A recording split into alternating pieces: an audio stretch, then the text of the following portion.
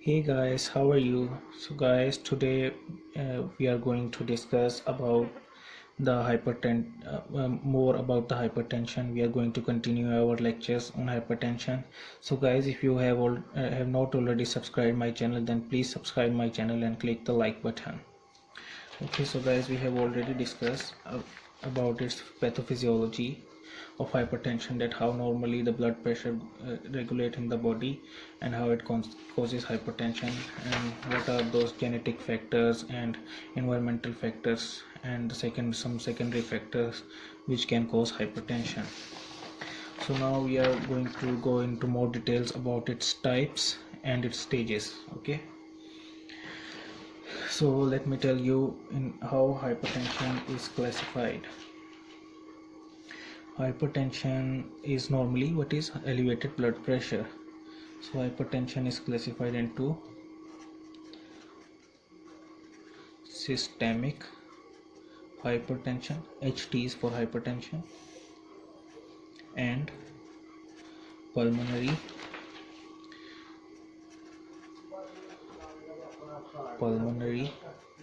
hypertension. Okay, the normal systemic and pulmonary, and the systemic hypertension is further classified into primary hypertension and secondary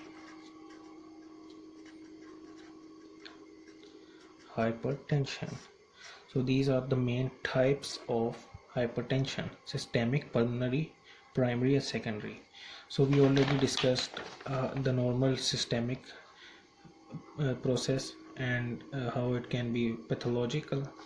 Okay, so pulmonary hypertension is not so much common as compared to systemic hypertension. How?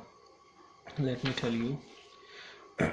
About 25% of world population is systemic hypertensive. About 25% of the world population is systemic hypertensive. Okay, so you can see how much is systemic hypertension is popular in this world. So we understand by this that systemic hypertension is much bigger problem than pulmonary hypertension. Pulmonary hypertension is just abnormal. If someone is having arteriosclerosis or stenosis in the pulmonary arteries, then it happens in the pulmonary circulation, but it is very rare, but it is very dangerous, very rare, but very dangerous as well, but systemic is more common. This one is much more common. Okay, and it is divided into primary and secondary. So I'm going to discuss later about this. Right now I'm going to tell you about the etiology of hypertension. So now, for example, there are 100 out of 100% of hypertensive patients,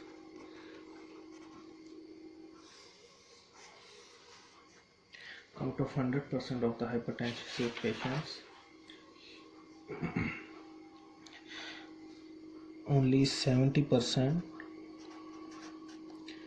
are aware. Only 70% are aware that they are having hypertension, and 30% are unaware.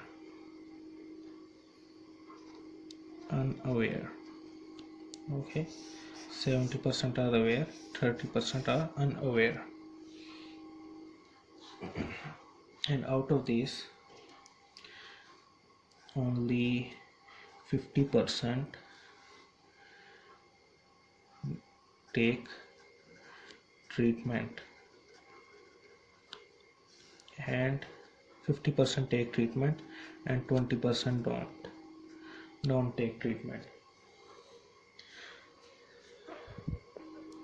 So only this much persons are getting treatment, only 50, and out of these 25% are controlling or getting control, and 25% are not getting control, no control. Why? Because poor compliance. Compliance, patient's act of taking of continuity. Like if the patients are taking the medicine out time or controlling it, because we also tell patients about many many preservations, like they must don't take high salt food, or they must do exercise, and they must stop food with cholesterol, like these kind of things. But if some, and also take medicine every day, don't miss even a single day. But if someone is having poor compliance, then he cannot control. So only 25% out of the total body, total 100 hypertensive patients, like 6 billion people are there in the world, and it's fourth, maybe half of more than 1.5 million people are hypertensive, and only out of those 25% are getting control. So you can understand how we must treat the patient. And why 30% are unaware? Because hypertension is asymptomatic at start, because at start they don't have any symptoms. So that's why hypertension is asymptomatic at the start. Okay, so this was the normal etiology. So now let's come to the diagnosis. Okay, we will discuss about its diagnosis in the next lecture. Okay, so guys, if you like my video, then please subscribe my channel and click the like button. Okay, bye bye, see you.